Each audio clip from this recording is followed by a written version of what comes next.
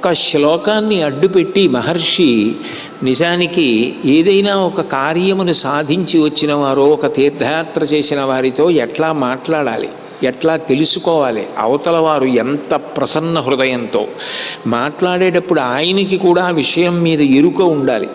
ఆయన జాంబవంతుడు, వృద్ధుడు, రేపు ప్రభువు పిలిచి ఆయనని ఏదైనా అడగచ్చు సలహా. ఆయనకి విషయం అంతా తెలియకపోతే ఆయన రేపు ఎట్లా సలహా చెప్తాడు? అంగదుడు యువరాజు, యువరాజైన అంగదుడికే తెలియకపోతే నేను వెళ్ళి రావడం వల్ల ప్రయోజనం ఏమిటి? దాని గురించి తెలిసినవారు ఎవరైనా ఉంటే హనుమ ఒక్కరే.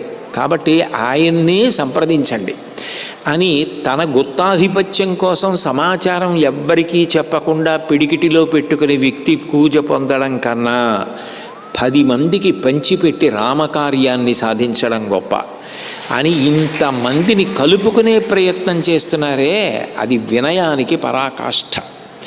అందరికీ పెద్దపీట వేయాలి, అందరినీ సంతోషపెట్టాలి, అందరూ రామానుగ్రహం పొందాలి.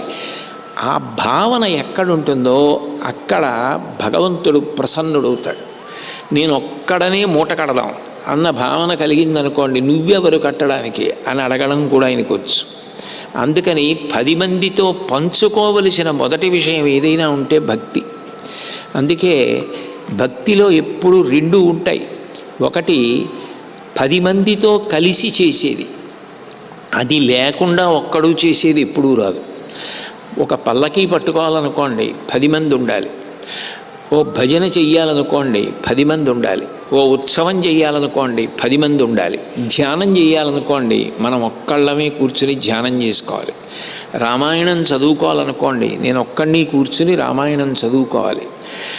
ముందు 10 మందితో కలిసి ప్రవర్తించడం అలవాటైతే తర్వాత ఒక్కడిగా నిలబడి ధన్యత పొందడం కూడా అలవాటు. అందుకే మన వాళ్ళు కృష్ణాష్టమి నాడు ఉట్టి కొట్టిస్తారు. ఉట్టి ఎందుకు కొట్టిస్తారు అంటే, ఒక్కడు బయలుదేరి కర్ర పట్టుకుని ఉట్టి కొట్టడానికి వెడితే ఆ తాడు పైకి లాగేస్తుంటే ఉట్టి అందదు.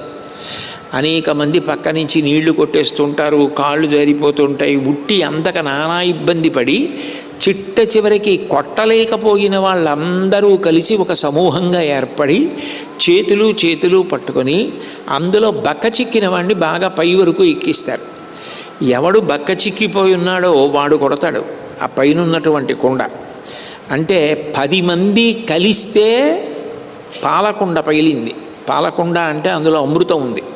10 మంది కలిసి పాలకుండని కొట్టడం అలవాటు చేసుకుంటే ఒక్కొక్కడిగా తరించడం కూడా తర్వాత అలవాటు అవుతుంది.